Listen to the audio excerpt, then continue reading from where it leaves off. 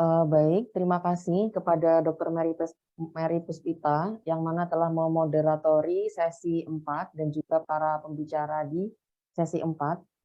Sesi selanjutnya yakni sesi 5, maka kita semua akan menyaksikan para pembicara dan juga moderator pada sesi 5 MRSA Management Guideline yang mana akan dimoderatori oleh Dr. Debbie Kusumaningrum, Magister of Science, spesialis mikrobiologi klinik.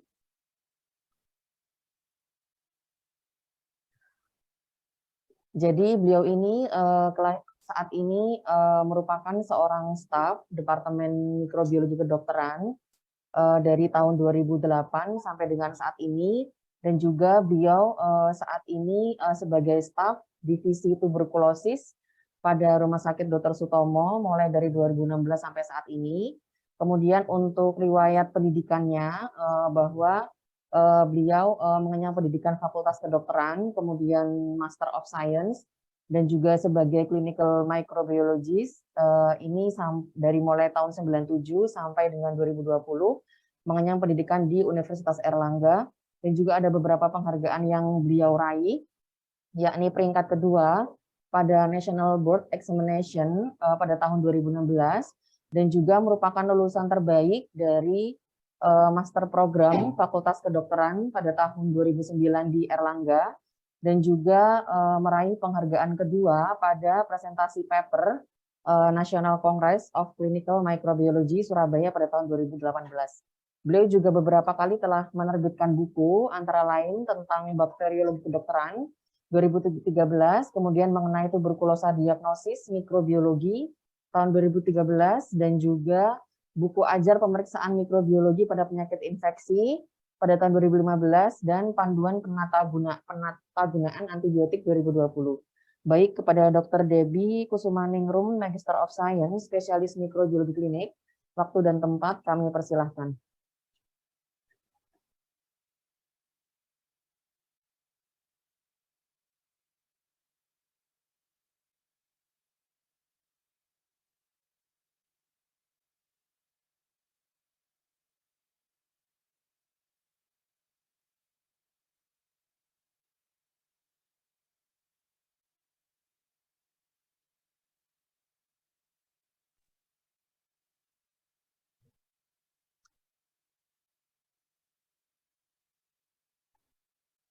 Terima kasih Dr. Ica atas waktunya. Assalamualaikum warahmatullahi wabarakatuh. Selamat siang. Yang terhormat Profesor, Dokter, serta para peserta webinar Pendidikan Kedokteran Berkelanjutan, Comprehensive Diagnostic and Management of MRSA Infection. Pada sesi 5 kali ini, kita akan membahas lebih detail tentang MRSA Management Guideline yang akan menampilkan pembicara, yaitu Tiga Sri Kandi, ahli mikrobiologi, yang akan menampilkan presentasi dan membahas juga tentang ESMID, European Society Clinical Microbiology Infectious Disease, sebagai salah satu guideline, dan kemudian guideline yang lain juga ditampilkan dengan Infectious Disease Society of America dan guideline British Society for Antimicrobial Chemotherapy untuk manajemen MRSA guideline. Presentasi yang pertama akan disampaikan oleh Dr. Lindawati Alim Sarjono, dokter spesialis mikrobiologi klinik konsultan. Beliau adalah dokter spesialis mikrobiologi klinik konsultan yang bekerja sebagai staf pengajar di Fakultas Kedokteran Universitas Airlangga dan juga telah bekerja di Rumah Sakit Umum Dr. Sutomo. Dan selama ini beliau juga telah menjadi beberapa anggota di beberapa organisasi. Beliau sangat aktif sekali. Di antaranya adalah sebagai anggota IDI dan kemudian anggota PAMKI, serta juga menjadi anggota di Komite Etik Rumah Sakit Umum Dr. Sutomo dan juga Komite PPRA. Dr. Lindawati akan menyampaikan presentasi dengan tema MRSA Management Guideline berdasarkan ESMID, European Society Clinical Microbiology Infectious Disease. Waktu dan tempat kami persilakan. Selamat siang, terima kasih atas waktunya. Maka saya hari ini akan membicarakan mengenai MRSA, Management Guideline Smith Europe Base. Right. Pertama kali kami akan menyajikan tentang bagaimana sih manual sebetulnya di dalam membuat suatu guideline menurut Smith.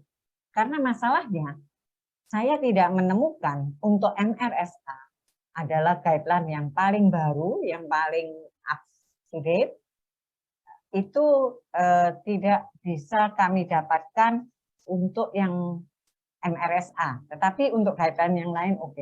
Oleh karena itu, karena saya mendapatkan manual ini yang merupakan versi ketiga dan pada tanggal 8 April 2022 dan ini saya anggap adalah yang paling baru.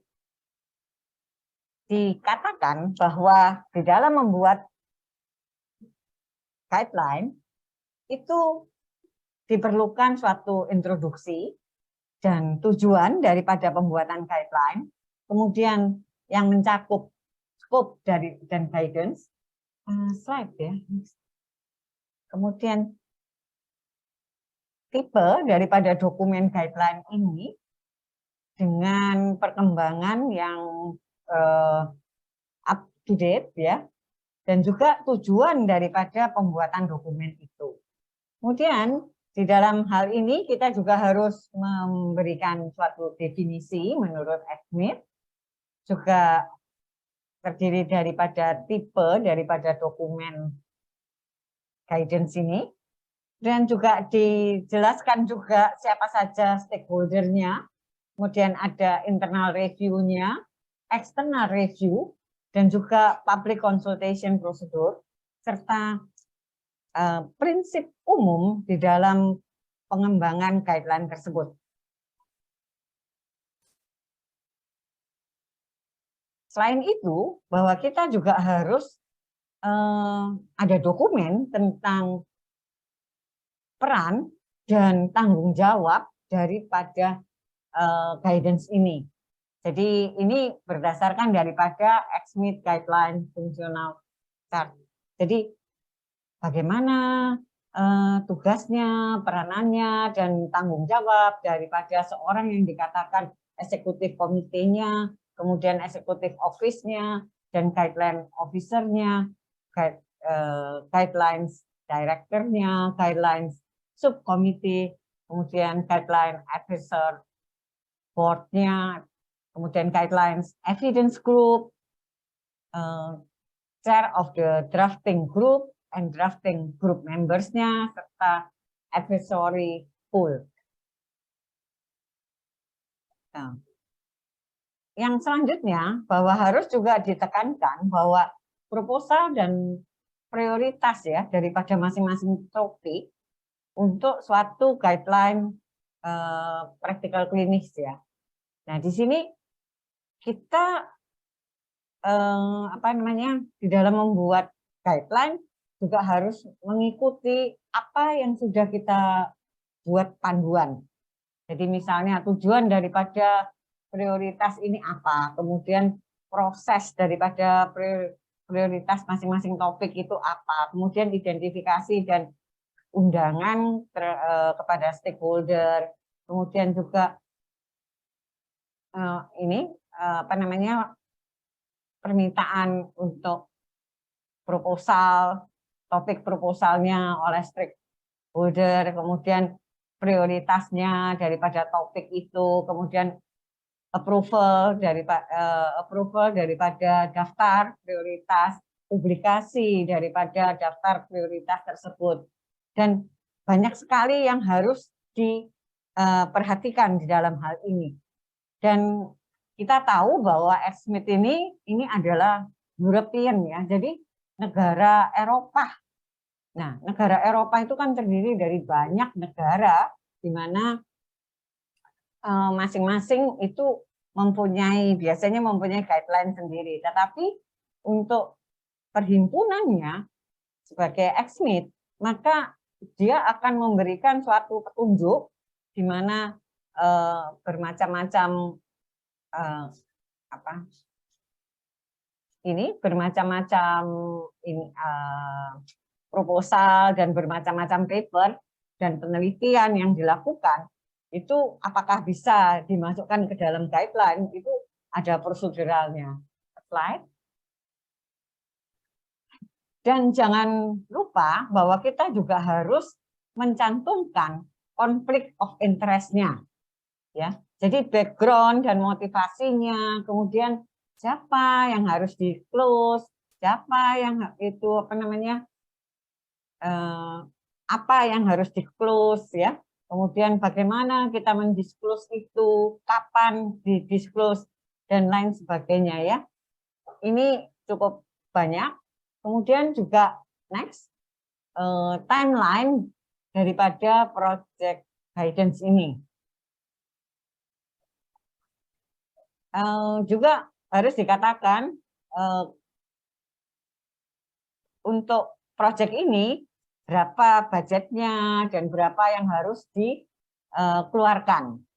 Terus yang berikutnya adalah metodologinya. Metodologinya kalau menurut XMIT itu harus great approach.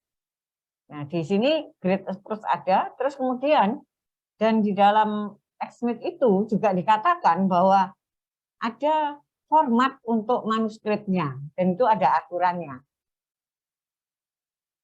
Berikutnya juga ada proses review dan endorsement proses.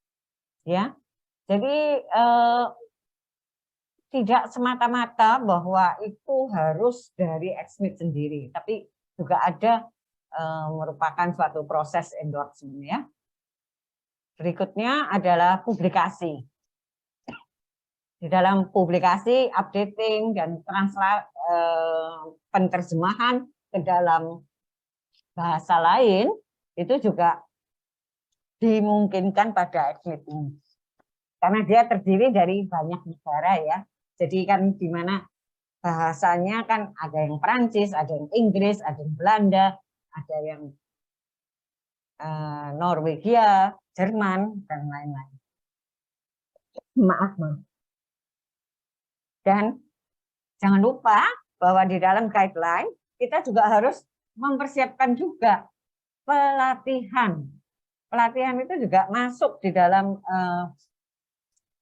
pengembangan dan di dalam pembuatan guideline itu. Kemudian appendix dan pustakanya.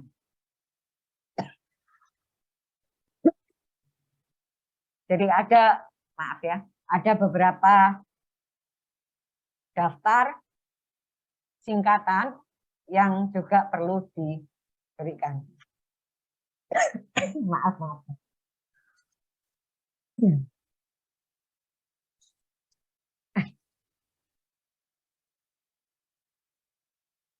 Bentar.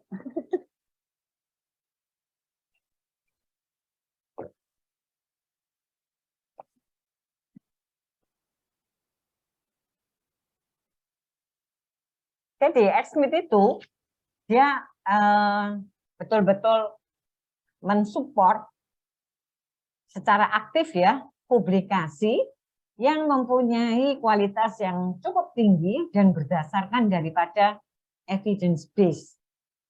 Ya, dokumen-dokumen yang berdasarkan evidence base.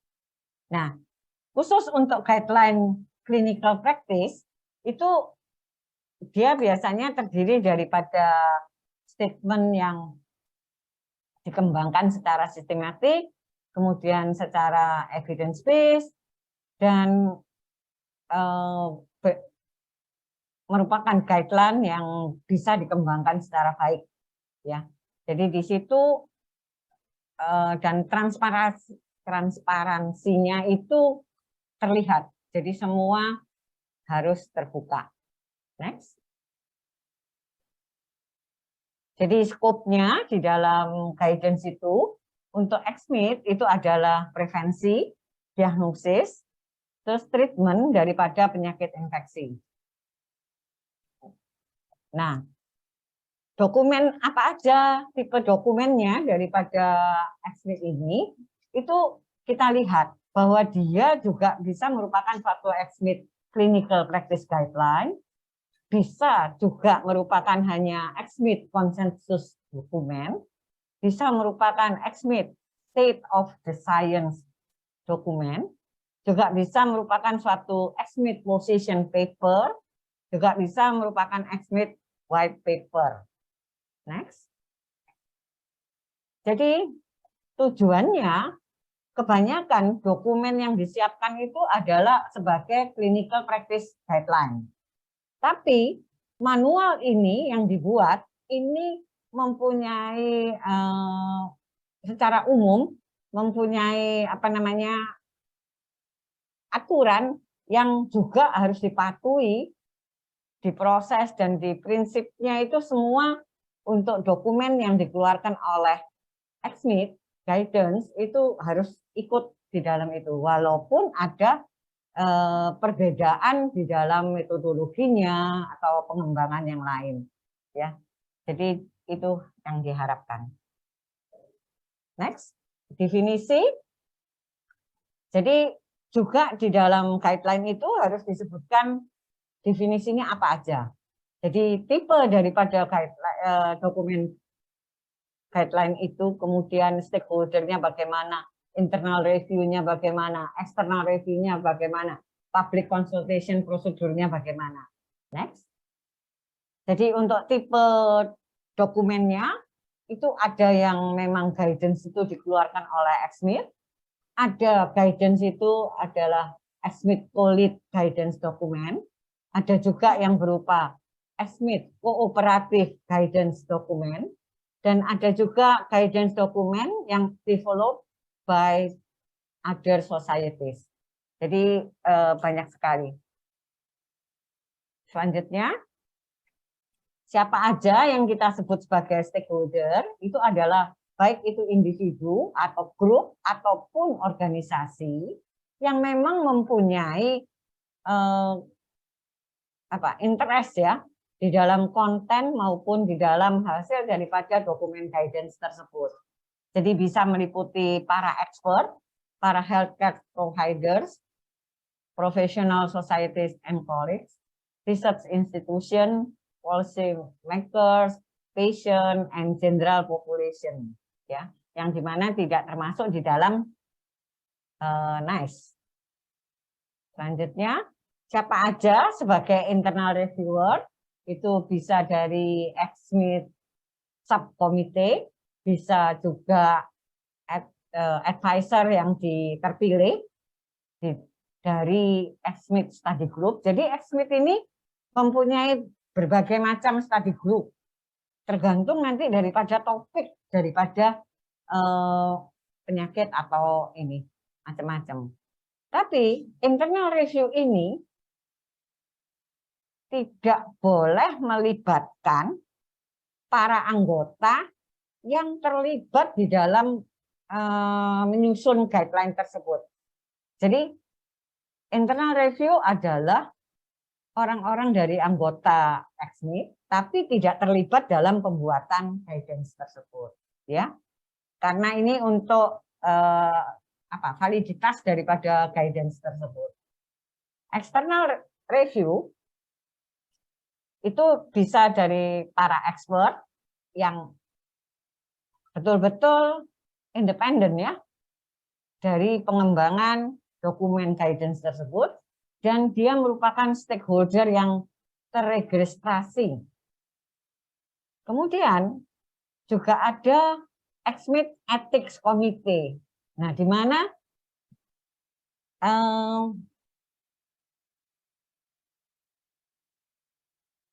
tentang ethical issue, meski juga tentang conflict of interest, itu akan direview oleh XMIT Ethics Committee.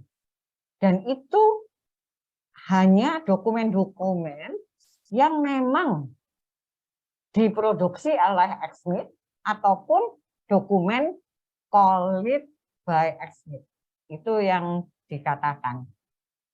Terus mengenai publication consultation, ini merupakan suatu langkah yang penting di dalam fase endorsement. Ya. Sebetulnya ada banyak, tapi kita singkat. Nah, general prinsip daripada pengembangan suatu guideline itu harus diperhatikan adalah quality daripada guidance tersebut. Jadi baik itu clinical practice guidance maupun yang lainnya. Dan ini biasanya menganut agree instrument. Agree itu singkatan dari the appraisal of guidelines, research, and evaluation collaboration. Ya, jadi ada 6 domain quality instrumennya. Itu adalah scope and purpose, kemudian stakeholder involvement, rigor of development, clarity and presentation, applicability, and then editorial independence. Nah, pada MRSA Management Guidance yang saya dapatkan itu adalah yang seperti telah disebutkan oleh Dr. Agung dalam presentasinya tadi, itu adalah yang tahun 2009. Itu ditulis oleh di Barrow, ya, Barrow, yaitu tentang Management of Methicillin Resistant Staphylococcus aureus Infection. Nah, di sini dikatakan bahwa review ini, jadi review yang sudah dianggap sebagai guideline, itu termasuk di dalam ini adalah keterbatasan daripada terapi saat itu. Kemudian juga menyebutkan tentang obat-obat alternatif yang potensial. Kemudian juga tentang option tentang terapi yang baru dan pendekatan klinik daripada MRSA bacteremia atau endokarditis dan ventilator associated pneumonia. Terus kemudian juga strategi untuk mengembangkan outcomes pada MRSA infeksi. Izin Dr. Linda mengingatkan 5 menit lagi. Oke, makasih. Jadi ini yang bisa.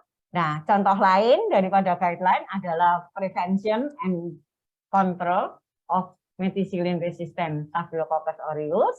Ini yang ditulis oleh Humphrey pada tahun 2009 juga. Terus yang selanjutnya, di mana pada ini Humphrey ini tentang hand hygiene, isolation, environmental decontamination, patient discharge, dan transfer. Kemudian juga tentang dekolonisasi, tadi sudah disebut oleh Dr. Agung. Kemudian ada lagi, yaitu guideline tentang laboratory tools and strategy for methicillin resistant Staphylococcus aureus screening, surveillance, and typing. Ini yang ditulis oleh Struller. Kemudian ada lagi tentang prevention and control methicillin resistant Staphylococcus aureus yang ditulis tahun 2013. Tolong next. Ya. Next lagi. Nah, di sini kan kita bisa lihat kontennya apa aja di dalam membentuk guideline dan juga mereka juga memberikan rekomendasi. Next slide. Yaitu bahwa harus ada screening, harus ada ini dan bisa kita lihat. Kemudian berikutnya, saudara juga bisa mengetahui bahwa guideline tidak harus dari ESCMID, tapi bisa juga seperti ini. Ini adalah tahun 2015, perhimpunannya kardiologis ya. Jadi ESC, Guidelines for the Management of Infective Endocarditis, itu juga menulis. Nah ini kan sampai di dalam isinya dia juga menulis khusus tentang MRSA dan vancomycin resistant Staphylococcus aureus. Di tabel 7 mereka juga menyebutkan bahwa systematic local treatment tanpa screening daripada S. aureus is not recommended. Nah, dan dia juga mengatakan bahwa endocardiography should be considered in Staphylococcus aureus bacteremia. Jadi di sini pada tabel 10 juga dikatakan. Jadi mereka betul-betul sudah menerapkan di dalam guideline-nya.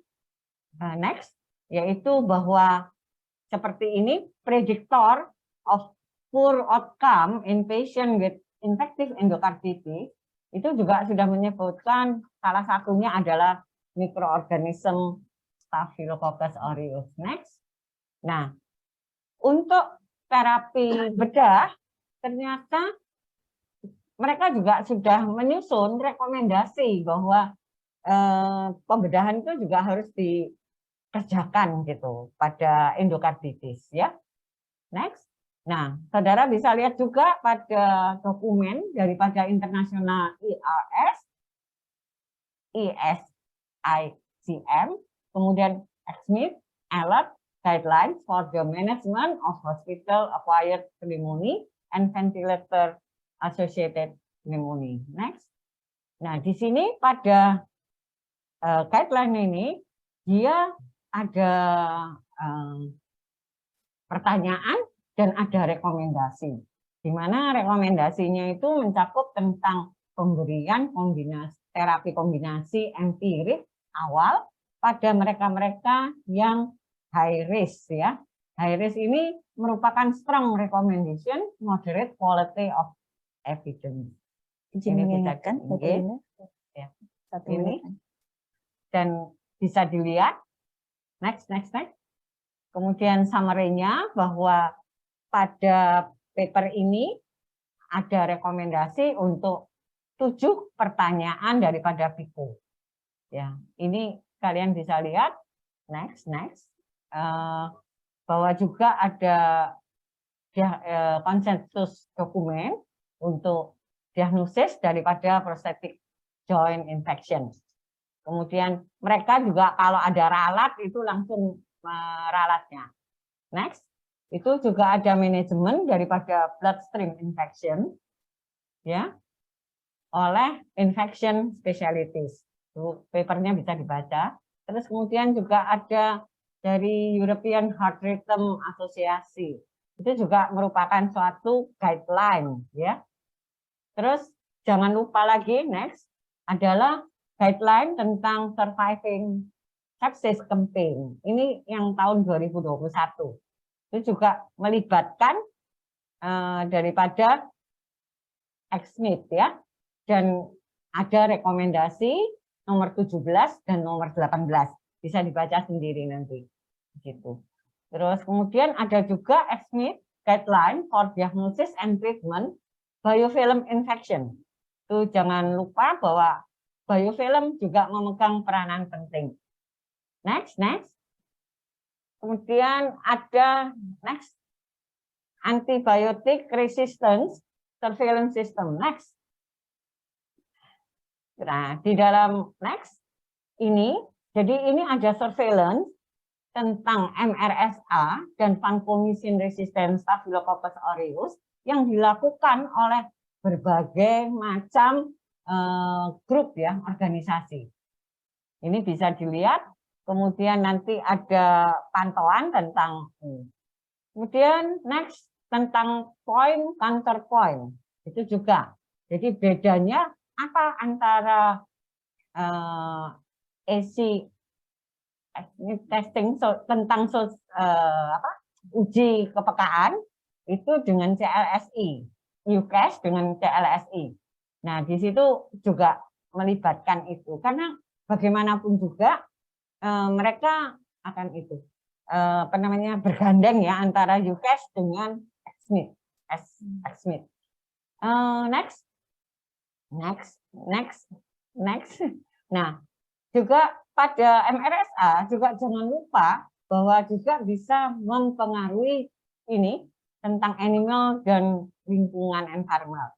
Selain itu juga ada guideline tentang otopsi, ya. Next. Jadi usulan bahwa di dalam membuat suatu guideline itu kita menyebutkan tentang organismenya, tentang uji kepekaannya, tentang kolonisasi atau infectionnya, tentang reservoirnya, kemudian mode of transmisi, kemudian apa aja yang MRSA bakteriemia, kemudian penton valentin leukosidin yang seperti disebutkan oleh Dr.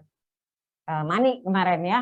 Terus kemudian ada tujuannya bagaimana, kemudian pencegahan terhadap ini penyebaran daripada MRSA, kemudian bagaimana mengobati daripada infeksi MRSA ya. Kemudian berikutnya adalah infeksi MRSA itu apa aja bisa meliputi dan cukup banyak. Terus setelah itu jangan lupa juga membahas tentang biofilm daripada MRSA ini. Kemudian next adalah precaution-nya, kemudian manajemen daripada MRSA tersebut, baik di populasi maupun di ruang-ruang perawatan, dan juga bagaimana mengatur pasien-pasien dengan yang selesai, yang keluar dari rumah sakit, atau bagaimana nantinya di rumah, terus kemudian bagaimana dengan pasien-pasien yang meninggal, kemudian juga pelatihan, kemudian audit dan monitoring, serta juga jangan lupa tentang pustaka. Saya rasa appendix juga jangan lupa ya. Terima kasih atas waktunya yang diberikan pada saya. Terima kasih dokter. Baik, terima kasih Dr. Linda atas presentasinya yang sangat detail dan lengkap tentang ESMID, European Society Clinical Microbiology Infectious Disease Guideline. Kita lanjutkan untuk pembicara yang kedua, yaitu yang akan menyampaikan tentang MRSA Management Guideline berdasarkan ITSA, United States List, yang akan disampaikan oleh Dr. Junia Stuti, Magister Kesehatan. Iya. Berikut adalah kurikulum vitae dari Dr. Junia Stuti. Beliau lahir di Jember tahun 1970. Beliau menempuh pendidikan sarjana, magister dan juga program doktor di Fakultas Kedokteran Universitas Airlangga. Saat ini penelitian yang sedang dan sudah dipublikasikan adalah tentang metode ekstraksi RNA dan RT-PCR sederhana untuk deteksi SARS-CoV-2 menggunakan spesimen isap nasofaring dan saliva, serta studi efektivitas vaksin COVID-19 pada tenaga kesehatan di Surabaya.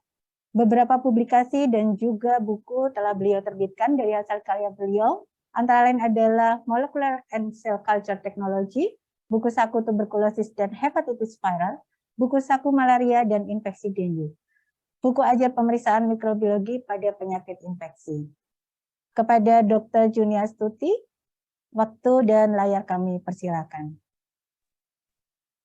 Assalamualaikum warahmatullahi wabarakatuh.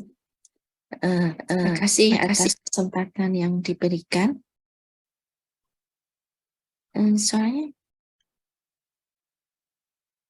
Suaranya tidak bisa masuk. Saya akan share sendiri ya. Baik, dokter. Ya. Saya mohon izin share supaya nanti poinnya menunjuknya lebih enak. Mohon izin share screen. Ya, silakan, dokter.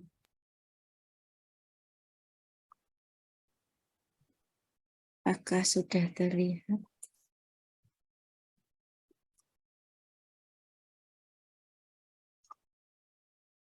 Apakah sudah terlihat? Jelas, dokter? Baik. Suaranya diperjelas. Terima kasih. Suaranya, ya baik. Ini menyusul dari yang disampaikan Dr. Lindawati tentang guideline dari Europe, ESMID. Yang saya sampaikan adalah Clinical Practice Guideline dari Amerika, Infectious Diseases Society of America, untuk penanganan infeksi MRSA pada dewasa dan anak. Sedikit saya memberi memberikan definisi tentang methicillin resistant Staphylococcus.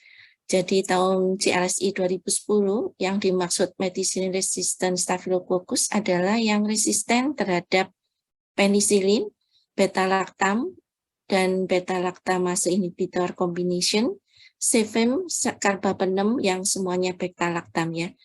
Kemudian tahun 2020 definisinya adalah yang resisten terhadap semua agen antimikrobial beta-lactam yang available saat ini. Dengan perkecualian ceftaroline. Jadi ceftaroline ini adalah cephalosporin generasi 5 yang memang ditujukan untuk MRSA. Ujinya adalah dengan melakukan tes sensitivity pada penisilin dan cefoxitin atau oxacillin. Jadi dari hasil ini maka bisa dideduksi apakah ini termasuk MRSA atau tidak.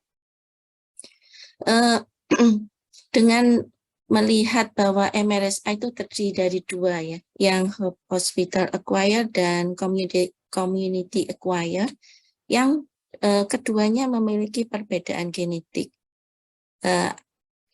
Akibatnya adalah pada kepekaan atau resistensi terhadap antibiotik. Jadi untuk yang hospital acquired MRSA itu banyak resisten pada banyak antibiotik non beta-lactam juga. Tetapi kalau yang community acquired biasanya masih sensitif terhadap banyak antibiotik non beta-lactam lainnya. Saya lanjutkan langsung ke guideline ini. Jadi guideline ini adalah dibuat berdasar evidence yang disusun oleh panel expert pakar dari IDSA ditujukan untuk penanganan infeksi MRSA untuk dewasa dan anak. Guideline ini mendiskusikan tentang manajemen beberapa sindroma klinis terkait MRSA yang tersering dijumpai, yaitu yang pertama terkait skin and soft tissue infection, bakterimia dan endokarditis, pneumonia, bone and joint infection, dan CNS infection. Dan rekomendasi ini juga ditujukan untuk menjawab isu tentang penggunaan vancomycin untuk terapi MRSA. Untuk informasi bahwa kalau menurut WHO, vancomycin itu masuk antibiotik yang WATS ya. Berbeda dengan di Rumah Sakit Sutomo yang kemarin disampaikan pada seminar hari pertama, di Rumah Sakit Sutomo vancomycin itu masuk yang reserve antibiotik. Jadi dengan perbedaan ini mungkin ini IDSA guideline to MRSA ini bisa menjadi pertimbangan untuk klinisi di sini. Metodologinya secara umum bisa mungkin mirip ya dengan yang Europe seperti yang disampaikan Dr. Linda. Jadi membentuk panel expert dulu, kemudian rekomendasi dibuat berdasar review dan analisis literatur, clinical trial, kemudian studi-studi observasional dan case report dan juga opinion dari panel expert. Dan nanti guideline ini akan memberikan kategori untuk antibiotik yang direkomendasikan. Jadi ada dua kategori, yaitu rekomendasi yang dibagi menjadi ABC. Yang A ini yang disebut rekomendasi A apabila disupport oleh good evidence. Yang C yang paling jelek. Kemudian berdasar kategori kedua adalah berdasar quality of evidence. Yang pertama yang paling baik evidence-nya karena berdasar randomized control trial. Tapi ini susah mendapatkan published paper yang tentang studi kontrol randomized ini. Dan quality yang paling kurang yang kategori quality of evidence yang ketiga ini hanya berdasar opini dan pengalaman klinikal. Guideline ini selain disusun oleh panel juga direview dan di-endorse oleh Pediatric Society, kemudian juga American College of Emergency Physician, dan American Academy of Pediatrics. Dan di dalamnya penyusun harus bebas dari conflict of interest. Guideline ini meskipun tahun 2011 belum ada lagi, jadi memang yang paling akhir adalah 2011. Belum ada lagi, nanti bisa disesuaikan dengan kondisi epidemiologi lokal. Karena penyusunan ini juga tidak mudah dan harus berdasar evidence base dari published paper yang ada. Seperti di Indonesia, saya kira evidence base untuk terapi MRSA dengan vancomycin akan sangat sedikit ya. Rekomendasi di guideline ini akan menjawab 11 pertanyaan ini. Yang pertama adalah bagaimana manajemen untuk skin and soft tissue infection di era CA-MRSA.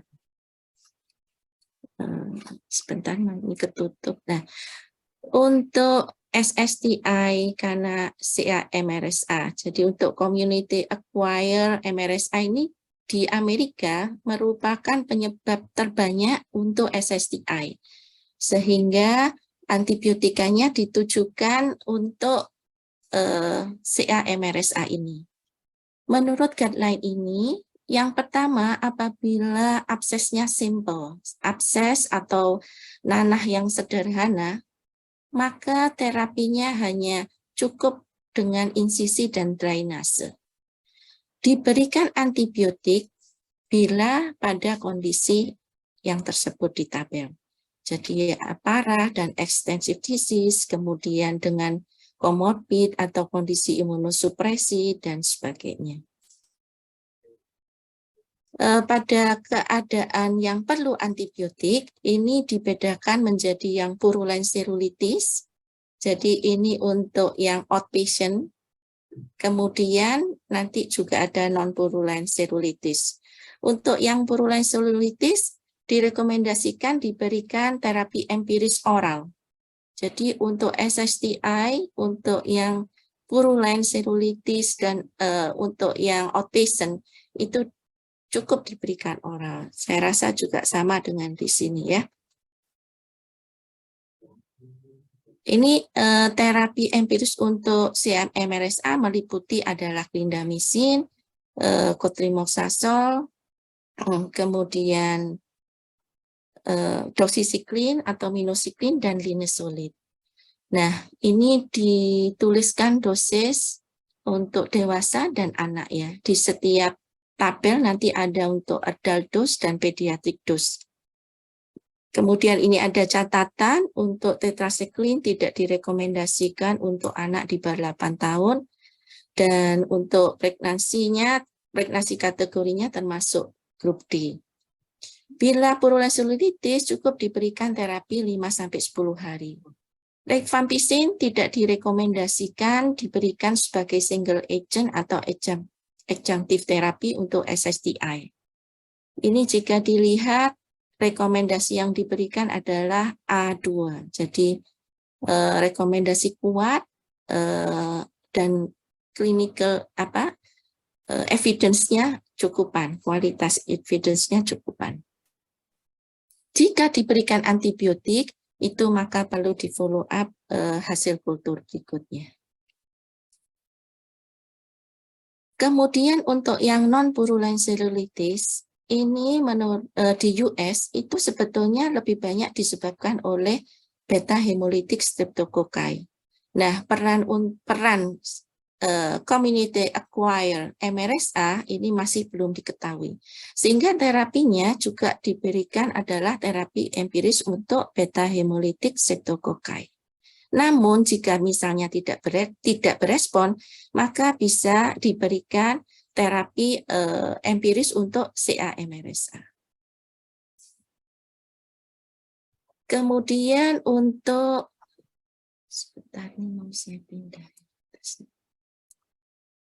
Untuk yang complicated SSTI, yang hospitalized, Ini yang pertama tetap harus diberikan surgical debridement dan antibiotika yang broad spectrum. Nah, untuk rekomendasi antibiotiknya adalah antara lain vancomycin diberikan intravena, anak juga bisa diberikan intravena. Nah, ini termasuk kategori A1 atau A2. Jadi yang A1 ini yang untuk adult, yang A2 untuk pediatrik. Kemudian antibiotik empiris untuk MRSA juga bisa diberikan sambil menunggu hasil kultur seperti linezolid atau daptomycin dengan dosis yang tertera di sini. Untuk pasien yang dengan toksisitas sistemik atau dan rapidly progresif menjadi buruk, walaupun sudah diberikan antibiotik oral yang tepat, maka perlu direkomendasikan rawat inap dan intervensi surgical. Untuk pemberian yang untuk complicated SSDI ini selama 7-10 hari tergantung clinical response.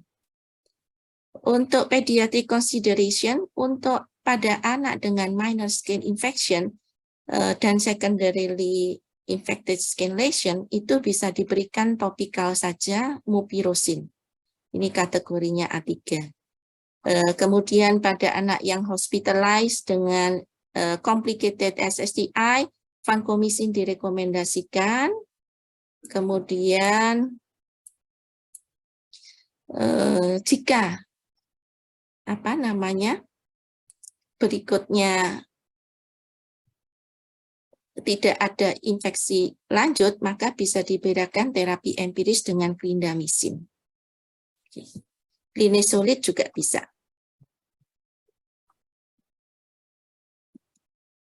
Maaf, sebentar kok tidak bergerak ya. Nah. Kemudian yang kedua, bagaimana manajemen untuk recurrent MRSA SSDI. Untuk recurrent MRSA SSDI ini definisinya adalah jika seseorang mengalami minimal 2 episode SSDI yang terpisah pada lokasi yang berbeda over 6-month period. Ya. Dan patogenesisnya ini tentunya kompleks, sehingga untuk penanganan recurrent ini juga penting dipertimbangkan kolonisasi. Ya. Rekomendasi yang diberikan adalah yang kategori A adalah personal hygiene dan appropriate wound care. Kemudian environmental hygiene seperti yang tadi disampaikan pada sesi pertama. Ini terutama pada high touch surfaces, ini rekomendasinya C3. Kemudian dekolonisasi juga direkomendasikan tapi hanya C3 saja, ini bisa nasal decolonization atau skin dengan skin antiseptik. Cuma belum ada published paper yang menunjukkan efisiensi dari dekolonisasi ini pada saat pembuatan penyusunan guideline ini. Rekomendasi yang termasuk A lainnya adalah oral antimikrobial terapi yang ini ditujukan hanya untuk infeksi aktif. Hanya bila telah dilakukan cara yang lain.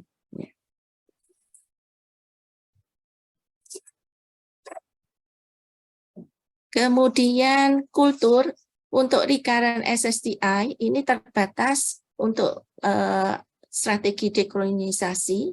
Jadi screening itu tidak rutin bila sebelumnya telah terbukti ada MRSA.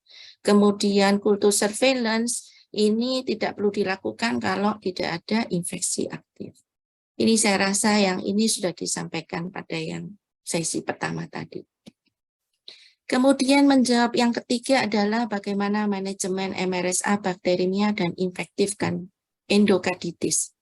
Jadi sejauh ini di guideline tersebut disebutkan bahwa vancomycin ini sebagai mainstay terapi untuk bakterimia.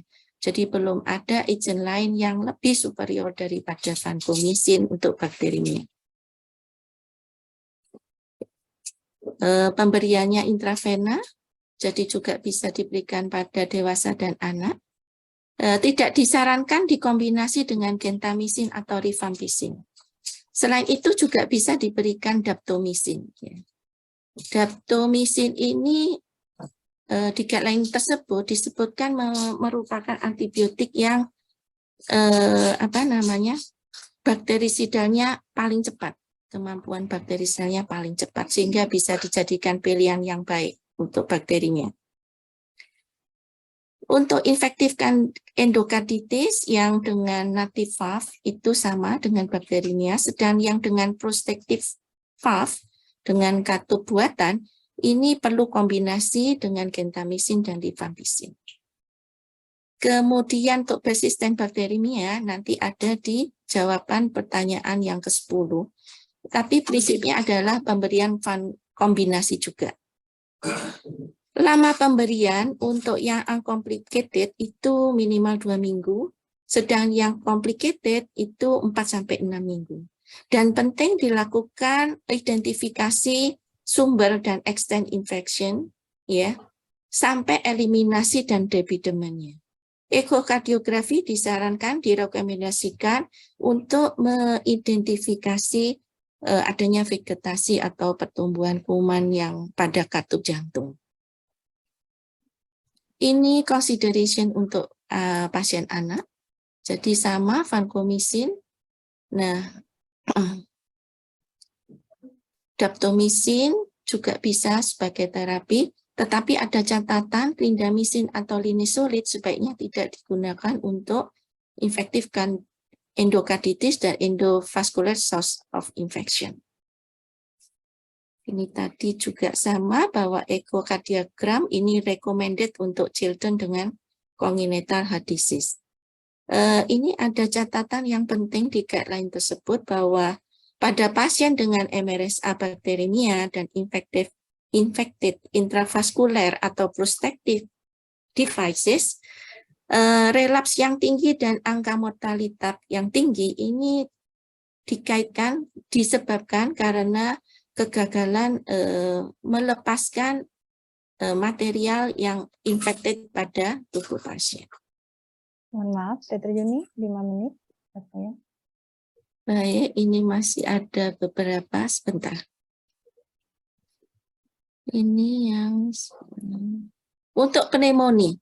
Untuk pneumonia ini ada catatan bahwa vancomycin ini poor penetration pada pulmonary tissue dan lung epithelial lining fluid, tetapi ini bisa ditambahkan rifampicin. Untuk anak ini recommended dengan vancomycin. Yang lebih angka penyembuhannya lebih baik untuk pneumonia dibanding vancomycin adalah linezolid. Pemberian obatnya 7-21 hari sesuai luasnya lesi. Kemudian nggak bisa. Yang kelima adalah manajemen untuk infeksi tulang dan joint. Di sini lagi-lagi vancomycin penetrasinya jelek pada tulang, tapi direkomendasikan dengan rifampicin. Jadi ini tetap sebagai primary therapy di guideline tersebut. Ya, karena rifampicin ini punya keunggulan bisa penetrasi yang excellent pada tulang dan juga pada inflamasi, jaringan inflamasi dan juga biofilm. Pilihan lain adalah daptomycin, linezolid, clindamycin, dan cotrimoxazole plus rifampicin. Lamanya terapi minimal 8 minggu. Pemberiannya bisa parenteral atau oral, disesuaikan kondisi pasien. Demikian pula untuk septic arthritis secara umum sama dengan yang untuk osteomyelitis, tapi lebih singkat 3-4 minggu. Kemudian jika ada prosthetic joint atau implan, maka pemberiannya lebih rumit. Jadi diawali dulu dengan terapi parenteral, kemudian dilanjutkan oral. Ya, dengan lama pemberian yang tertentu juga panjang juga. Apabila alat di dalam tubuh susah atau tidak mungkin dilepaskan, maka bisa diberikan long-term oral suppressive antibiotics dengan pilihan antibiotik seperti ini. Untuk children, IV vancomycin juga recommended. Pilihan lainnya clindamycin. Kemudian yang keenam adalah infeksi CNS. Vancomycin walaupun poor CSF penetration tetap sebagai drug of choice. Jangan lupa ditambahkan rifampin. Pemberiannya sekitar 2 minggu. Pilihan lain linezolid dan cotrimoxazole. Untuk brain abscess, subdural empyema dan spinal epidural abscess, pemberiannya juga recommended vancomycin plus rifampin, lama pemberiannya 4-6 minggu.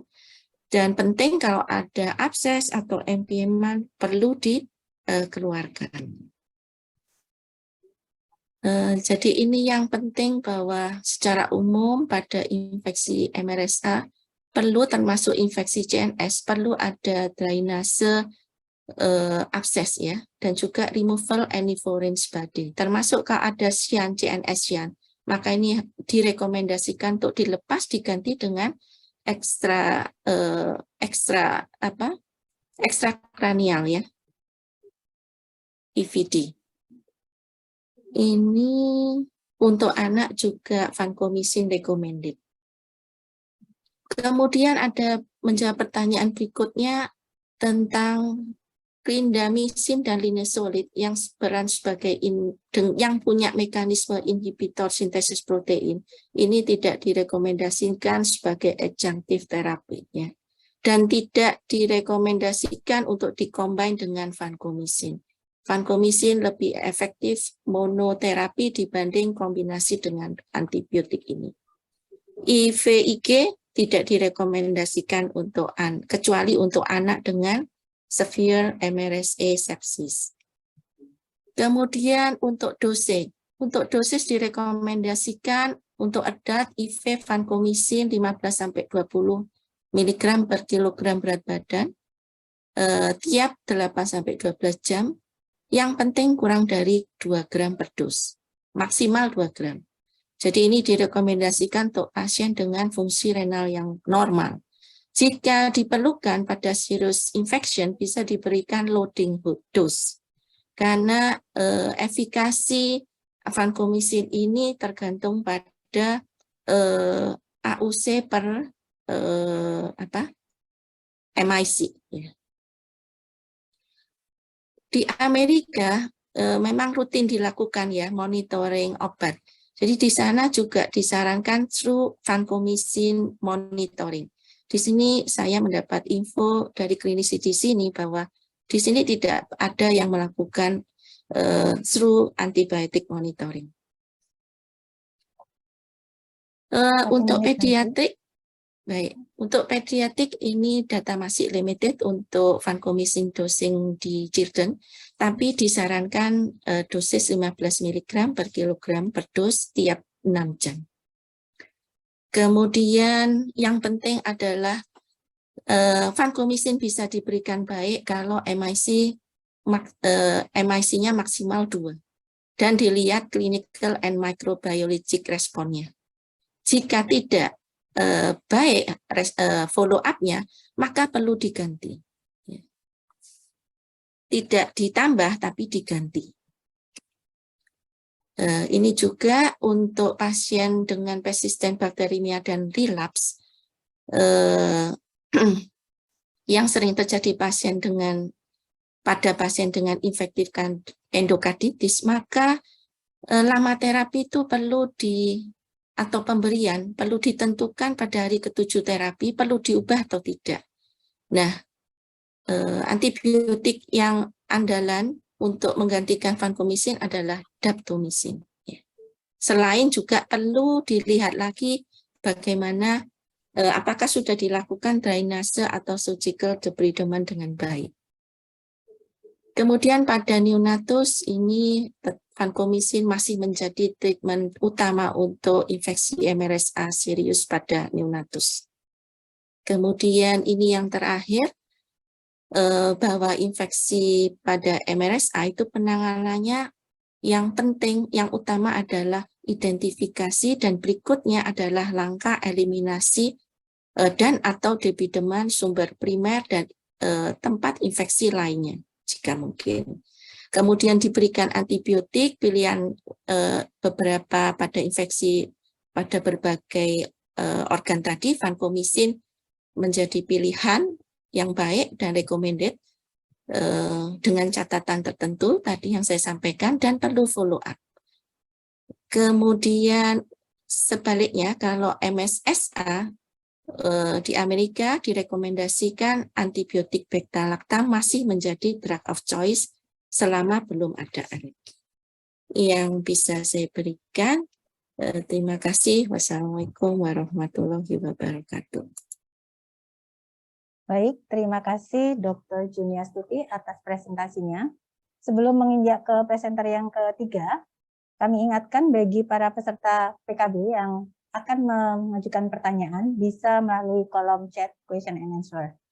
Baik, selanjutnya adalah pemateri yang ketiga yang akan menyampaikan tentang MRSA Guideline berdasarkan BSCA, British Society for Antimicrobial Chemotherapy. Beliau adalah Dr. Pepi Dwi Endraswari, Magister Sains, Magister Kedokteran Klinik, Spesialis Mikrobiologi Klinik. Beliau lahir di Malang tahun 1984 dan saat ini beliau adalah staf pengajar di Fakultas Kedokteran Universitas Airlangga dan juga staf di Rumah Sakit Umum Dr. Sutomo sejak tahun 2009 sampai sekarang. Beliau sebelumnya menempuh pendidikan sebagai dokter sarjana di Universitas Brawijaya dan menempuh Master of Science Faculty of Medicine di Universitas Airlangga serta pendidikan Clinical Microbiologist di Universitas Airlangga. Beberapa penelitian telah beliau hasilkan dan juga publikasi terkait dengan salah satunya adalah bakteriologi dan juga mikologi. Kepada Dr. Pepi Dwi Endraswari, waktu dan tempat kami persilakan.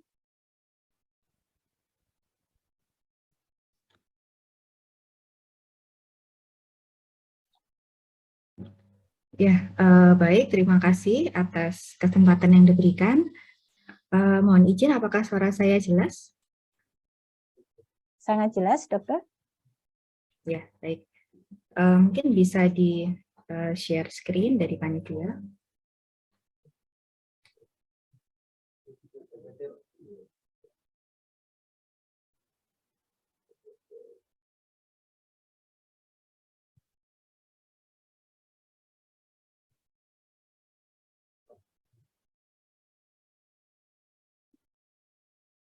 Ya, silakan. Ya, baik. Jadi pada kesempatan kali ini saya mendapatkan bagian ya untuk menyampaikan tentang guideline dari UK, yaitu tentang treatment of MRSA, di mana ini adalah suatu guideline yang telah diupdate pada tahun 2021. Baik, next slide.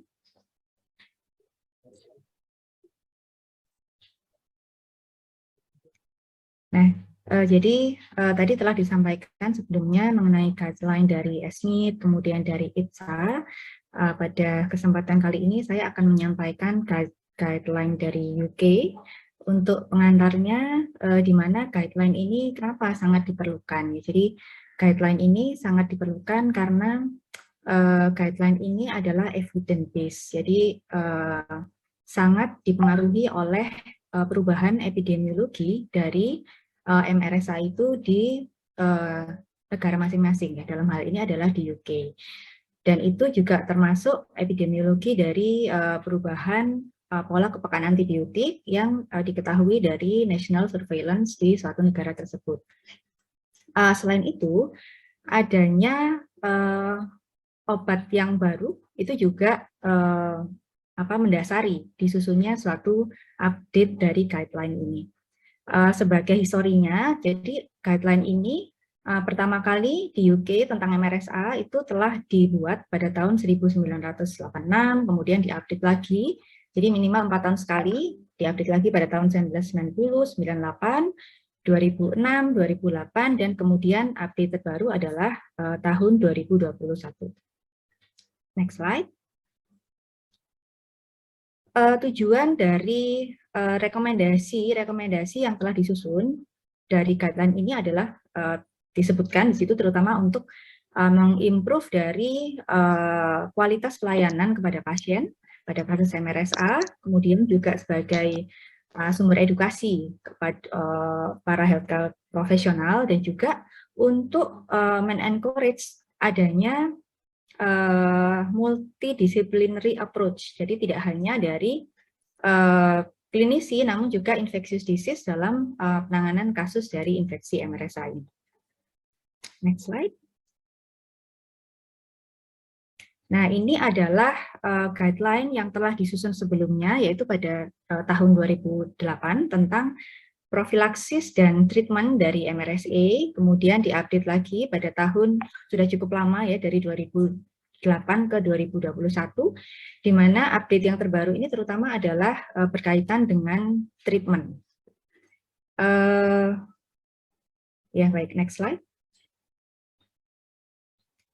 Nah, organisasi yang berperan dalam update guidelines yang terbaru ini adalah dipelopori oleh dua organisasi ini, yaitu the British Society of Antimicrobial Chemotherapy atau BSAC dan British Infection of Association atau BIA. Jadi dua ini dengan metodologi, ya next slide. Ini adalah metodologi yang digunakan dalam mengupdate guideline dari UK ini. Jadi yang pertama dilakukan literatur review dari jurnal-jurnal terkait treatment dan profilaksis dari MRSA dengan menggunakan evidence appraisal tertentu, menggunakan PICO, Population Intervention Comparison dan Outcome. Kemudian data source-nya dengan Cochrane, Embase, dan Medline. Setelah dilakukan pemilihan kriteria artikel tertentu, ya di sini disebutkan didapatkan banyak artikel, kemudian setelah dilakukan seleksi, pada akhirnya didapatkan hanya 30 studi yang dapat digunakan dalam update guideline ini. Seperti yang disampaikan sebelumnya, setelah dilakukan revisi, maka juga ada proses berupa consultation proses dari stakeholder yang berperan dalam penentuan guideline sehingga dilahirkan rekomendasi yang baru. Next slide. Nah, dalam direkomendasi dari UK ini ada hanya dua grading recommendation, yaitu strong recommendation dan weak recommendations. Pada intinya disebut sebagai strong recommendations bila efek yang diinginkan itu jelas lebih besar daripada efek yang tidak diinginkan, sedangkan pada weak recommendation itu efek yang diinginkan mungkin lebih besar dari efek yang tidak diinginkan. Next slide.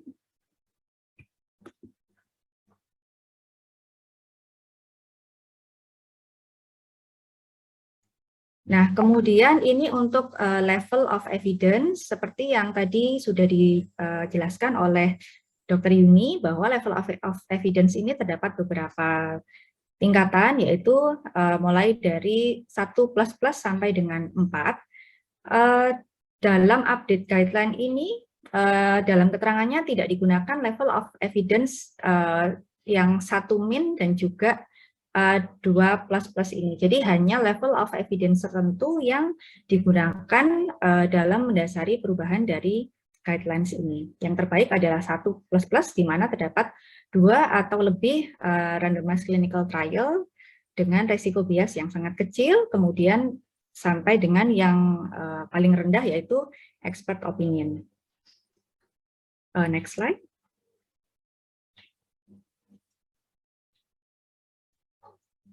Ya, next slide. Di dalam guidelines dari UK ini ada beberapa poin yang mungkin berbeda dari yang disampaikan dengan yang dari ITSA. Ya. Jadi poin-poin yang direkomendasikan ini berbeda, nanti akan kita bahas satu-satu. Ya, next slide. Yang pertama adalah skin and soft tissue infections yang terdiri dari impetigo, abses, dan infeksi soft tissue yang lain. Next slide. Nah, yang pertama adalah impetigo. Jadi pada kasus impetigo ini di guideline dibedakan menjadi 2, yaitu yang complicated dan non-complicated. dalam presentasi ini saya sampaikan lebih kepada rekomendasi untuk rekomendasinya, karena untuk evidence-nya sangat panjang sekali, jadi saya lebih menekankan pada rekomendasinya. Yang pertama untuk yang uncomplicated, dalam hal ini adalah localized non-bullous disease dan pasien klinisnya baik, itu first line-nya adalah topical antiseptik, yaitu hidrogen peroxide 1% cream. Jadi untuk second line baru menggunakan topical fusidic acid atau mupirocin. Hal ini dikaitkan dengan evidence bahwa resistensi terhadap mupirocin yang mulai muncul dan angkanya cukup tinggi. Kemudian untuk kasus yang complicated impetigo dalam hal ini di luar dari kategori nomor 1 ya, pasien disertai dengan tanda-tanda klinis infeksi, maka rekomendasinya adalah diberikan sistemik antimikrobial terapi sesuai dengan hasil uji kepekaan antibiotiknya. Next slide.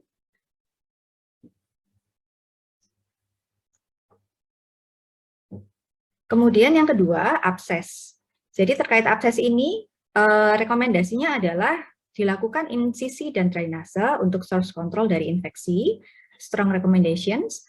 Kemudian antibiotik itu secara tidak digunakan secara rutin, sama seperti pada ITSA, jadi antibiotik tidak digunakan secara rutin, yaitu pada kasus-kasus absesnya sudah terdrainase, kemudian absesnya kecil, kurang dari 5 cm, dan juga tidak ada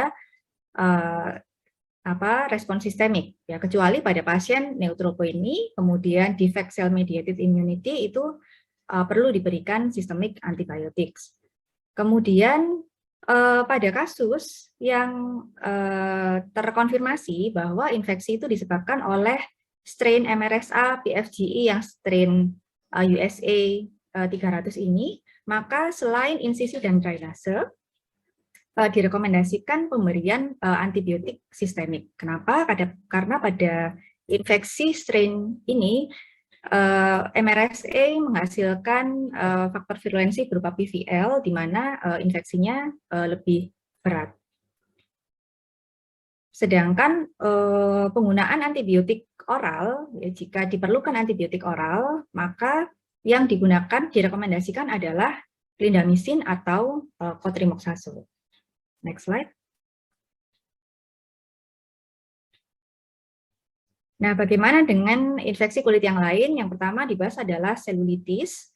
Jadi pada kasus severe selulitis, dalam hal ini yang dibahas severe selulitis, maka antibiotik standarnya yang pertama adalah vancomycin. Kemudian jika terjadi ada kontraindikasi, maka baru pilihan kedua adalah linezolid, baik oral ataupun intravena. Linezolid oral ini bisa digunakan karena bioavailability-nya walaupun per oral itu sama, yaitu 100%. Kemudian lini ketiga, jika tidak dapat menggunakan first dan second line, maka yang direkomendasikan adalah tigecycline. Untuk oral step down terapi, sama yang direkomendasikan adalah clindamycin, cotrimoxazole, atau doxycycline. Sedangkan untuk mild infeksi kulit dan jaringan lunak yang ringan, maka rekomendasi adalah oral. Obat oral yaitu clindamycin, cotrimoxazole, atau doxycycline. Jadi hal ini, rekomendasi ini tentu saja berdasarkan pola atau surveillance nasional yang dilakukan di UK. Bisa jadi sama atau berbeda dengan yang ada di negara kita. Baik, next slide. Nah, ini terkait penggunaan antibiotik baru. Jadi dilakukan telah juga terhadap antibiotik yang baru. Namun ini ada rekomendasi untuk antibiotik baru berupa ceftaroline, delafloxacin, oritavancin, dan telavancin.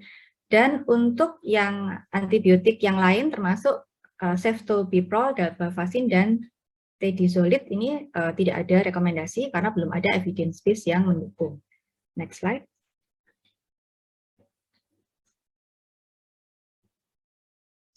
Nah, kemudian selanjutnya tentang urinary tract infection. disebutkan bahwa secara evidence UTI oleh MRSA ini perlu dipastikan dulu source-nya, apakah UTI yang terjadi ini merupakan penyebaran dari suatu bakteremia, atau UTI ini hanya merupakan suatu kolonisasi, atau terjadi karena anatomic abnormality dari UTI, karena ini nanti manajemennya sangat berbeda. Nah, kemudian yang di-highlight dalam guideline ini adalah penggunaan dari linezolid. Jadi linezolid ini tidak direkomendasikan untuk terapi UTI karena ekskresi pada ginjal itu sangat kecil, yaitu sekitar 30%. Jadi tidak direkomendasikan. Distribusinya di saluran kemih tidak baik. Next slide.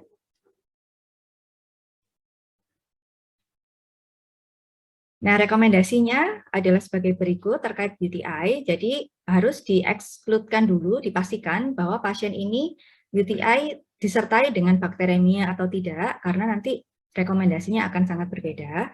Kemudian jika UTI-nya adalah uncomplicated, maka terapi yang diberikan adalah berupa oral antibiotik seperti doxycycline, trimethoprim, ciprofloxacin, atau cotrimoxazole sesuai dengan uji kepekaan antibiotik. Sedangkan untuk complicated UTI, yaitu pada kasus misalnya ada obstruksi, reflux, kemudian azotemia atau transplant, maka first line terapi adalah glycopeptide, bisa vancomycin atau teicoplanin. Kemudian second line, jika ada kontraindikasi pada first line, maka rekomendasinya adalah daptomycin. Next slide. Linezolid, seperti tadi saya sampaikan, tidak direkomendasikan. Kemudian untuk UTI yang terkait kateter, maka rekomendasinya adalah harus dilakukan penggantian atau pelepasan kateter, ya, replace the catheter, dengan atau tanpa single dose antibiotics. Antibiotics yang direkomendasikan yang pertama adalah gentamicin, jika isolatnya susceptible, atau jika resisten atau kontraindikasi, maka rekomendasinya yang kedua adalah glycopeptide, bisa vancomycin atau teicoplanin. Next slide. Kemudian yang ketiga yaitu kita masuk ke bone and joint infections. Di guideline ini ditekankan bahwa untuk infeksi tulang dan sendi maka pendekatannya harus multidisciplinary, yaitu termasuk surgery dan juga drainase. Jadi ini sangat direkomendasikan. Kemudian untuk penggunaan antibiotik yang direkomendasikan adalah first line, standarnya adalah glycopeptide, yaitu diberikannya selama 2 minggu. Nah, karena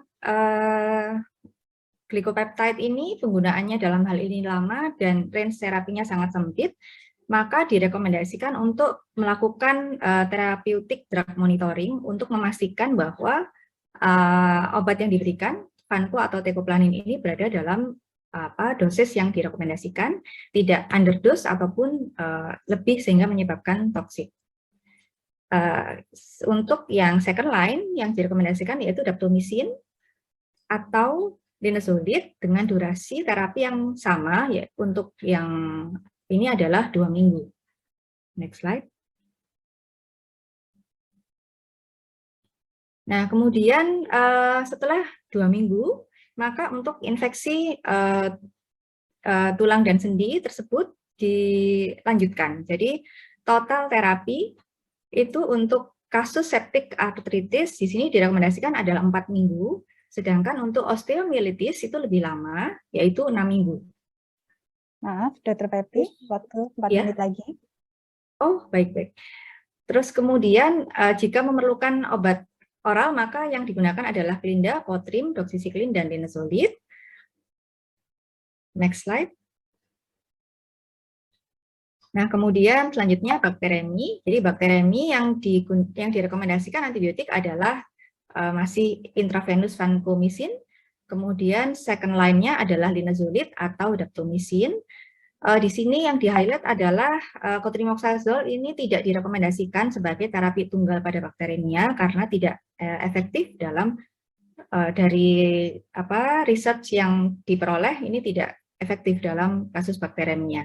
Kemudian durasi terapi untuk uncomplicated bacteremia ini minimum 14 hari, complicated bacteremia lebih lama yaitu 28 hari. Jadi complicated ini pada kasus-kasus yang bakteremia disertai dengan misalnya endokarditis dan juga adanya implan. Pemberian antibiotiknya lebih lama yaitu 28 hari. Next slide. Kemudian yang selanjutnya untuk endokarditis, jadi yang di-highlight di sini adalah linezolid itu tidak dapat digunakan pada kasus endokarditis karena sifatnya adalah bakteriostatik, tidak direkomendasikan. Kemudian juga karena kegagalan terapi ini implikasinya sangat besar, maka untuk endokarditis pemberian terapinya adalah dalam bentuk kombinasi. Nanti disampaikan pada slide selanjutnya. Next slide. Nah, ini mungkin terlalu kecil ya, kita fokus pada yang di kotak merah. Jadi pada kasus infeksi dengan MRSA, dengan vancomycin susceptible, jika tidak ada prostesis, jadi pada native valve, maka yang direkomendasikan adalah vancomycin dengan kombinasi rifampicin dengan durasi terapi 4 minggu, sedangkan pada yang prosthetic valve, terapinya adalah vancomycin, rifampicin, dan gentamicin, jadi kombinasinya 3 dengan durasi terapi yang lebih lama, yaitu 6 minggu. Next slide.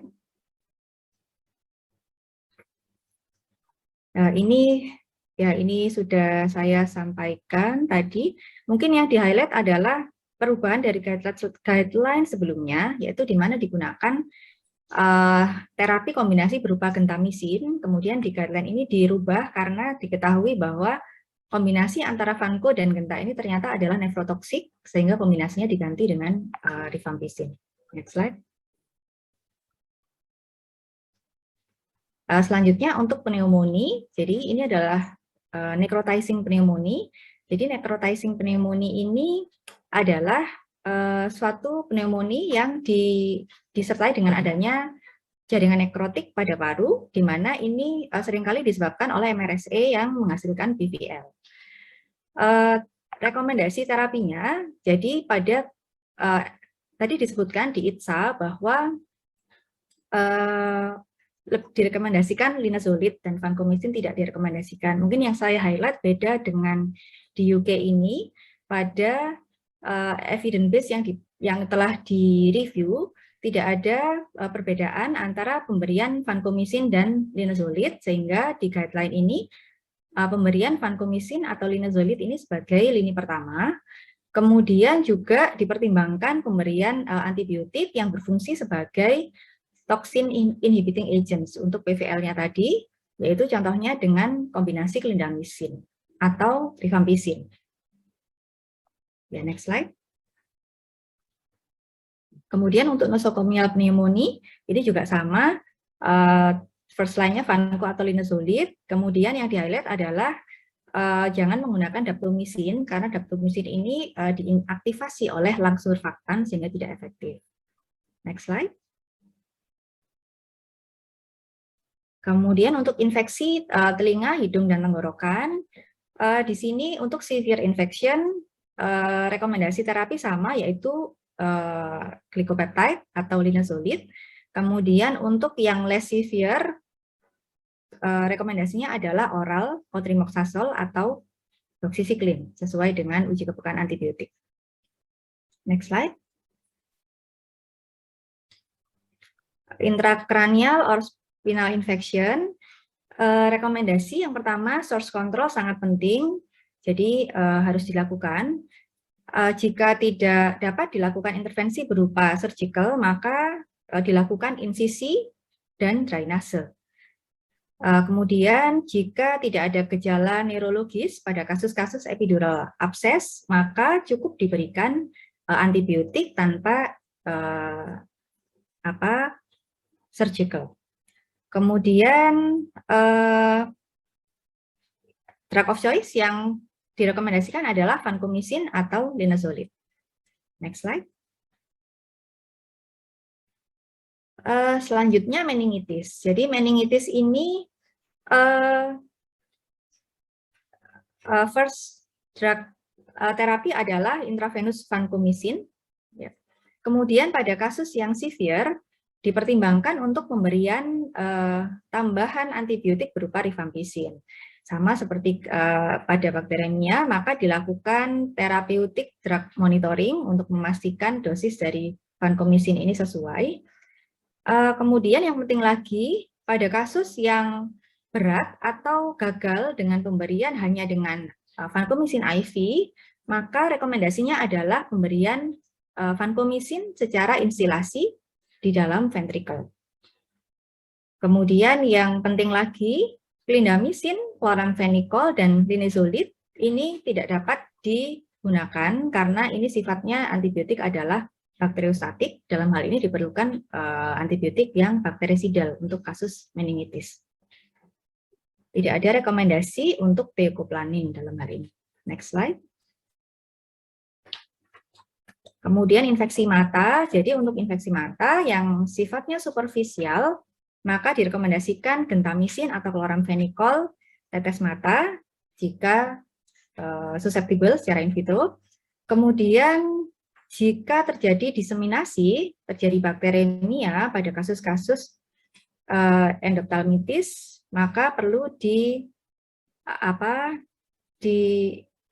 dipertimbangkan terjadinya bakteremia ya pada kasus-kasus endophthalmitis, sehingga nanti pemberian terapinya adalah merujuk pada terapi bakteremia.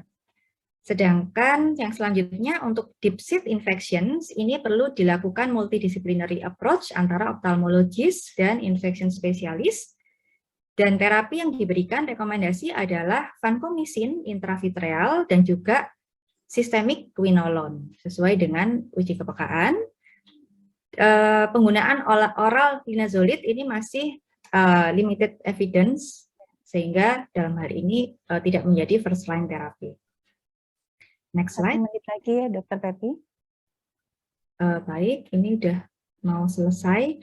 Kemudian untuk carriage, jadi elimination of carriage pada intinya di UK ini tidak ada updating terbaru tahun 2021, jadi menggunakan guideline 2008.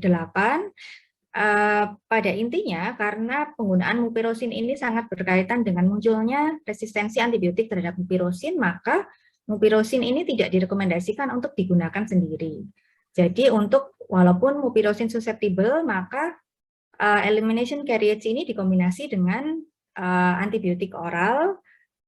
Sedangkan untuk yang mupirocin resisten, maka eliminasi carriage ini dengan menggunakan antibiotik sistemik dan juga antibiotik oral yang sesuai dengan uji kepekaan antibiotik.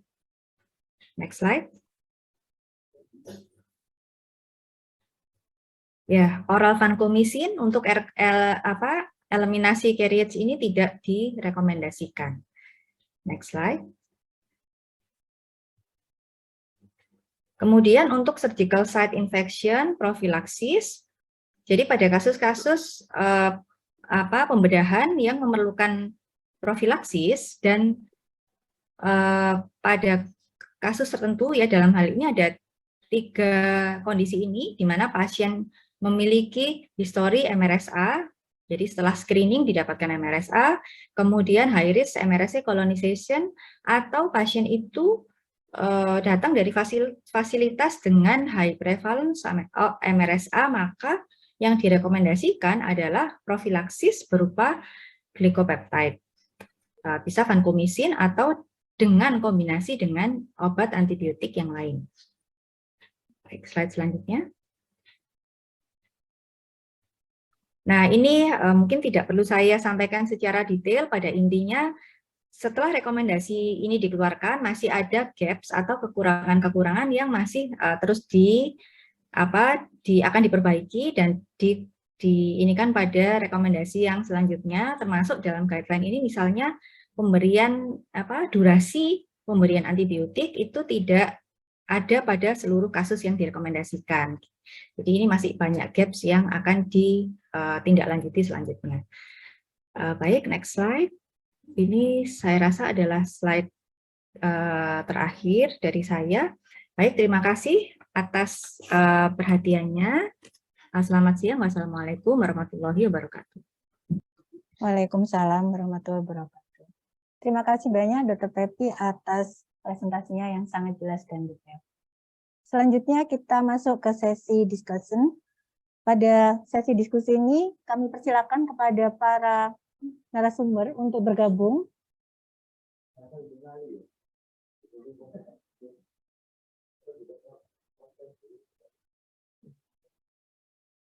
Baik, bagi yang masih ingin mengajukan pertanyaan, bisa mengajukan pertanyaan di kolom question and answer untuk kami bacakan dan kemudian akan dijawab oleh narasumber.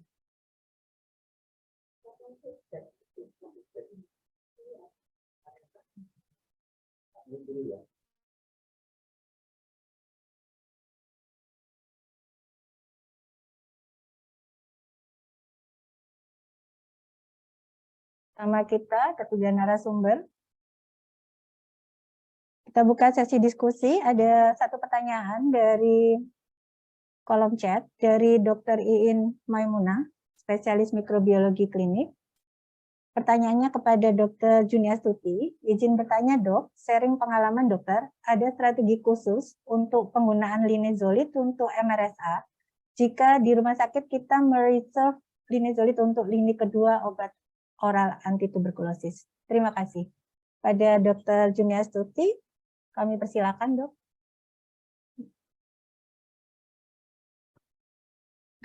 Terima kasih pertanyaannya. Kebetulan di rumah sakit kami, linezolid itu juga termasuk yang reserve. Bahkan di WHO 2021, linezolid sebetulnya juga termasuk reserve antibiotik. Karena linezolid itu punya keunggulan ya, kalau bisa disimpan duluan. Jadi bioavailability-nya oral 100% ya, jarang resisten, walaupun ada beberapa efek samping ya yang bisa terjadi, dan dari sejumlah antibiotik untuk terapi empiris MRSA, dia termasuk yang FDA approve. Ya, namun memang di rumah sakit kami juga termasuk yang reserve. Dan kalau pengalaman di rumah sakit Sutomo memang lebih banyak memberikan yang terapi empiris untuk MRSA. Baik, Ya, jadi saya mungkin Dr. Linda bisa menambahkan. Ya, silakan Dr. Linda, mungkin ada tambahan atau tanggapan dari pertanyaan. Udah cukup itu Dr. Yuni, karena memang linezolid adalah reserve di Rumah Sakit Dr. Sutomo dan tidak mudah untuk mengeluarkan obat itu, antibiotik itu, karena kan harus dengan KPRA dan PPRA yang tim PPRA. Jadi harus dikaji dulu apa memang perlu apa. Makasih. Baik, jadi ada pertimbangan khusus ya dokter. Silakan Dr. Pepi mungkin mau menambahkan. Ya, sudah cukup Dr. Debbie. Ya, memang linezolid itu reserve ya, jadi memang setuju Dr. Linda tadi ya, pada kasus kita mendapatkan kasus seperti itu perlu dilakukan diskusi secara multidisiplin. Jika memang linezolid itu diperlukan in case misalnya pada vancomycin resisten, ya walaupun itu reserve untuk misalnya kasusnya Dr. Iin tadi untuk TB, maka ya linezolid perlu diberikan ya pada pasien jika memang diperlukan. Baik, terima kasih. Ya, kami persilakan kepada para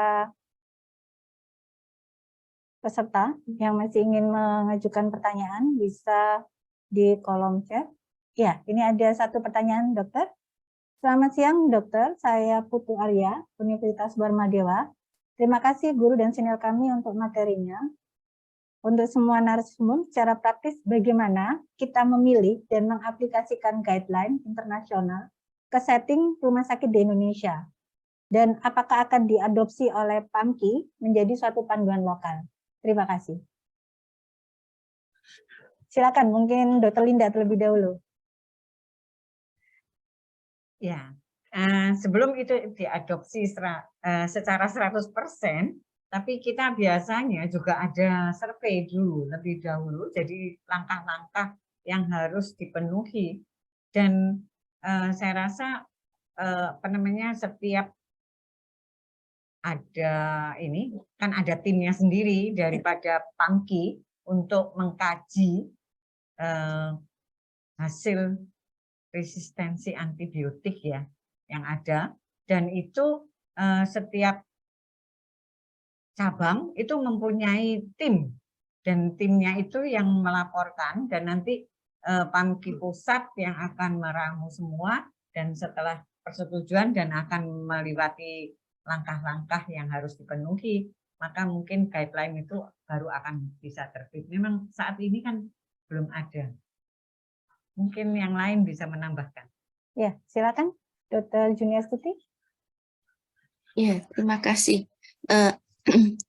Prinsipnya sama dengan Dr. Linda, jadi di guideline IDSA pun dan di guideline manapun ya, saya kira tetap menekankan local epidemiological data.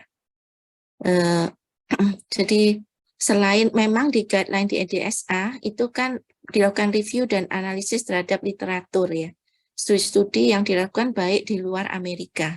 Namun pengalaman yang di lokal itu juga memberi bobot untuk menjadikan suatu rekomendasi, karena namanya kan IDSA, jadi di Amerika pun data yang di Amerika juga menjadi pertimbangan penting. Begitu pula nanti kalau misalnya ada guideline di Indonesia, tentunya lokal epidemiologi sangat penting, walaupun juga tetap melakukan review dan analisis dari berbagai published paper. Kemudian untuk MRSA juga yang terpenting itu saya rasa baik di Europe maupun UK maupun IDSA, selain antibiotik ya pada dalam kondisi tertentu itu juga tetap harus nomor 1 itu identifikasi source infection, kemudian debridement dan removal itu yang nomor 1. Ya, selain kemudian antibiotik pada kondisi khusus. Saya kira itu dari saya. Terima kasih. Ya, kami persilakan Dr. Pepi mungkin ingin menambahkan terkait dengan guideline yang bisa diterapkan ini. Iya, saya kira sudah lengkap sekali, Dr. Debbie. Ya, saya setuju sekali. Memang epidemiologi lokal ini sangat penting. Jadi kita tidak bisa serta-merta mengadopsi secara utuh guideline yang diterbitkan di luar negara kita ya, terutama juga terkait dengan kebijakan nasional kita. Ada beberapa antibiotik yang reserve, atau tadi misalnya penggunaan rifampicin yang digunakan untuk kombinasi terapi, sedangkan di negara kita rifampicin kita reserve untuk TB. Di sana mungkin kasus TB sangat rendah ya, di sini kasus TB tinggi. Jadi ya memang agak sulit karena perlu research tersendiri harusnya untuk mengevaluasi terkait rekomendasi, untuk menerbitkan rekomendasi tersendiri misalnya oleh PAMKI. Mungkin minimal yang dilakukan adalah studi literatur dengan memperhatikan beberapa kondisi di negara kita.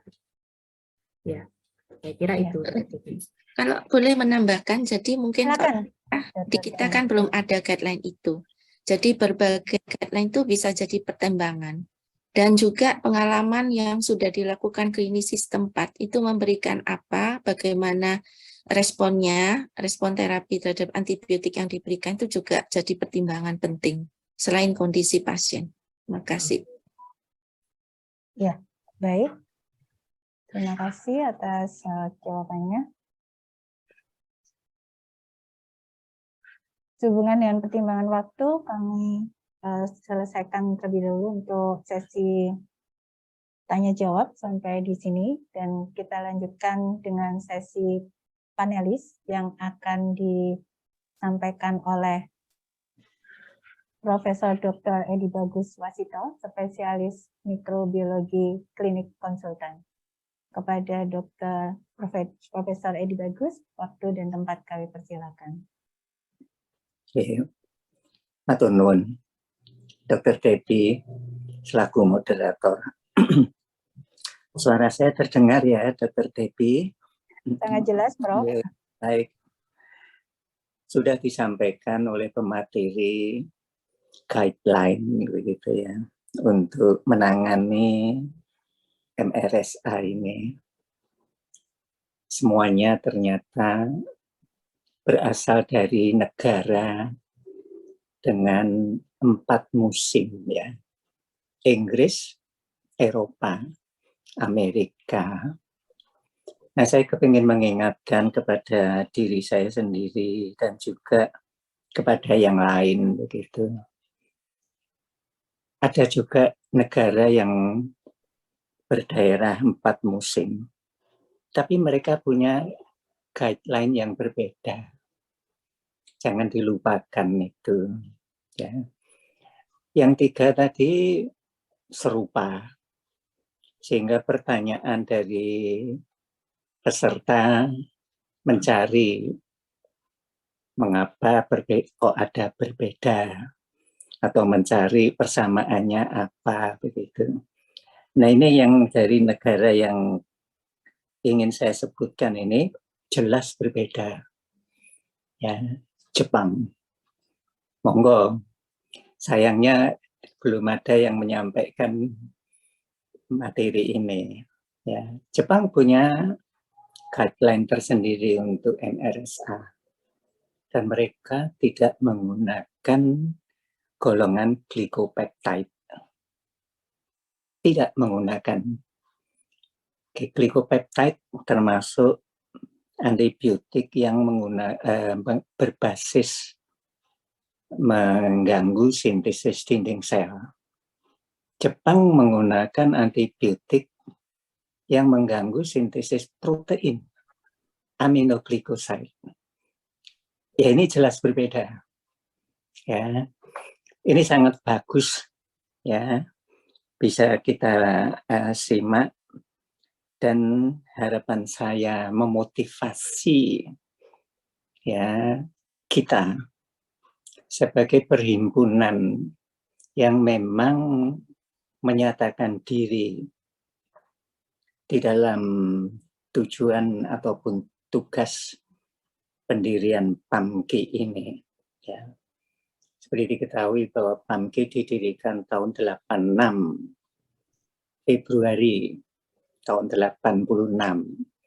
Kalau dihitung sampai dengan hari ini, itu sudah lebih dari 30 tahun. Begitu. Di situ salah satu dari 7 tujuan pendirian PAMKI adalah berusaha membantu penanganan penyakit infeksi.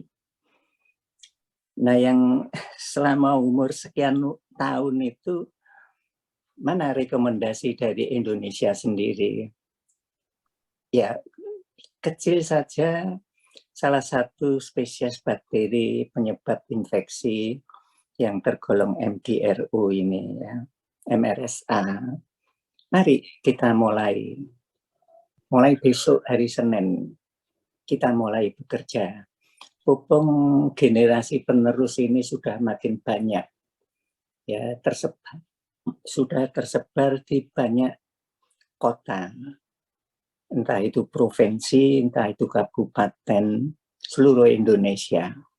Mari kita mulai, apalagi untuk Sutomo sudah ada SIM, sistem informatika, ya, SIM apa itu eukaliptus atau SIM MRS yang hasil terapi pasien itu kita bisa lihat, apalagi ada kelompok 6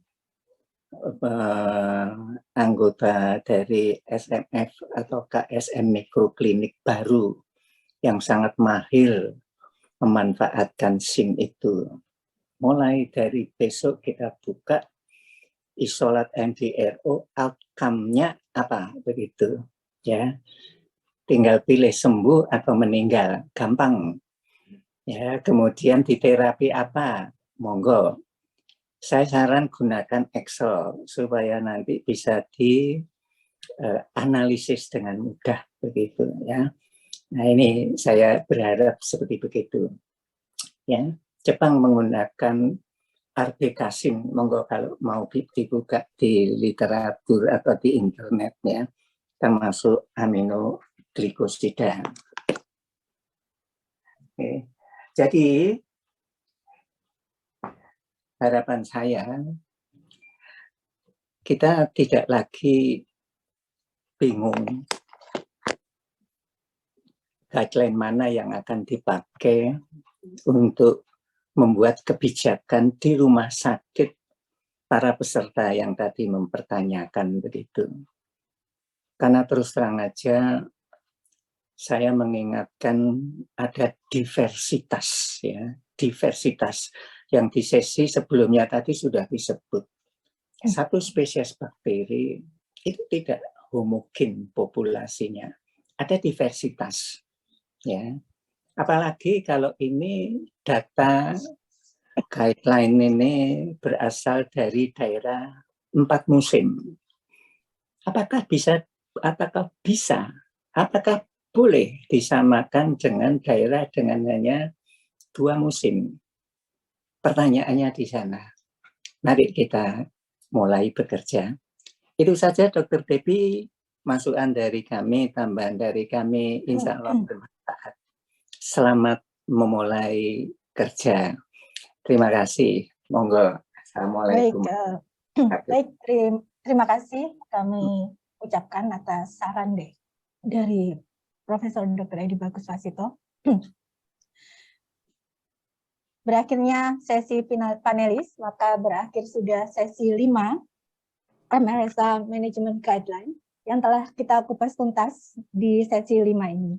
Terima kasih kami haturkan kepada ketiga pembicara Sri Kandi ahli mikrobiologi dan kemudian juga kepada para partisipan di PKB Pendidikan Kedokteran Berkelanjutan Comprehensive Diagnostic and Management of MRSA Infection. Demikian kami akhiri sesi 5 ini. Mohon maaf atas segala kekurangan. Kami tutup dan kami serahkan kembali kepada Master of Ceremony. Assalamualaikum warahmatullahi wabarakatuh.